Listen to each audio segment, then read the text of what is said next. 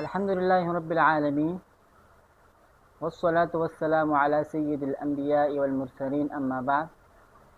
پچھلی کلاس میں ہم نے مخارج کا تعارف حاصل کیا تھا۔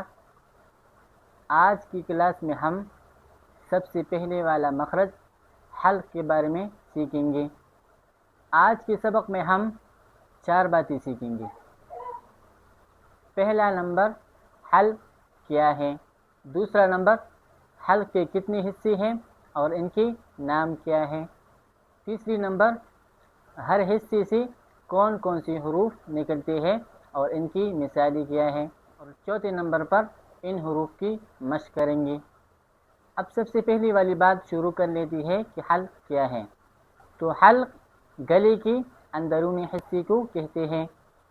اب دوسری نمبر بات، حلق کے کتنے حصے ہیں اور ان کے نام کیا ہے۔ تو حلق کے 3 حصے ہیں، جن میں سے سب سے پہلے والا ہے اقصاء حلق، جو سینے کے قریب ہوتا ہے۔ دوسرا نمبر وسط حلق، جو گلے کے درمیان والا حصہ ہے، اور تیسری نمبر ادنائے حلق، یعنی گلے کا وہ حصہ جو منہ کے قریب ہے۔ اب تیسری نمبر بات شروع کر لیتے ہیں کہ ان سے کون کون سی حروف ادا ہوتے ہیں اور ان کی مثالیں کیا ہیں۔ تو سب سے پہلے والا حصہ اقصاء حلق، اس سے 2 حروف نکلتے ہیں، اور وہ 2 حروف یہ ہیں حمزہ اور ہا۔ جیسے کہ حمزہ کی مثال آمنا اور ہا کی مثال ہدن۔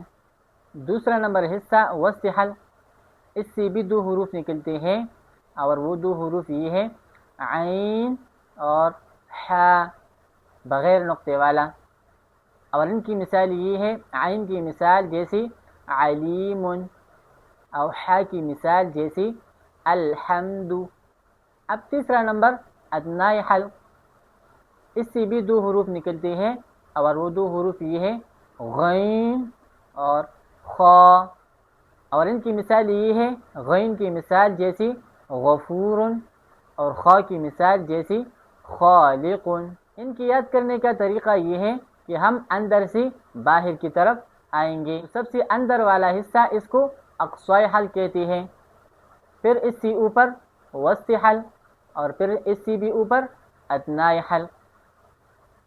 پھر نیچے والے حصے سے 2 حروف نکلتے ہیں حمزہ ہا، دوسری وسط حلق سے عین حا، اور تیسرا نمبر ادنائے حلق سے غین اور خا۔ تو اس طریقے سے ہم ان کو آسانی کے ساتھ یاد رکھ سکتے ہیں۔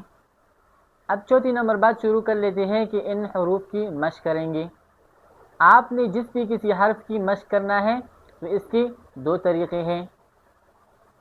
پہلا طریقہ یہ ہے کہ آپ اسی حرف پر حرکت لائیں، چاہے وہ حرکت زبر کی ہو یا زیر کی ہو یا پیش کی ہو، جیسے ا، ای، او، ہ، ہی، ہو، اسی طرح اور حروف۔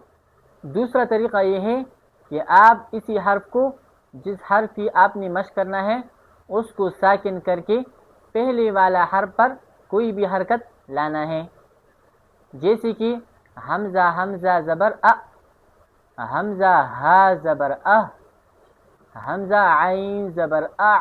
تو جب ان 2 طریقوں سے آپ مشق کریں گے تو انشاءاللہ آپ کو بہت فائدہ بھی ہوگا، اور جہاں سے یہ حرف ادا ہوتا ہے وہ جگہ بھی آپ کو انشاءاللہ معلوم ہو جائے گا۔ ابھی میں آپ کو ہوم ورک دے رہا ہوں، آپ نے وہ ضرور کرنا ہے تاکہ آپ کو سارا سبق یاد رہ جائے۔ پہلے نمبر پر آپ نے حلق کی 3 حصوں کے نام یاد رکھنے ہیں، دوسرے نمبر پر ہر حصے کے 2 حروف یاد رکھنے ہیں کہ ان سے کون کون سے حروف ادا ہوتے ہیں، تیسری نمبر پر آج ہم نے جتنی حروف پڑھ لیا اس کی آپ نے کم سے کم 5 سے لے کر 10 منٹ تک مشق کرنا ہے۔ الحمدللہ آج ہم نے سب سے پہلے والا مخرج حلق کی تفصیل سیکھا۔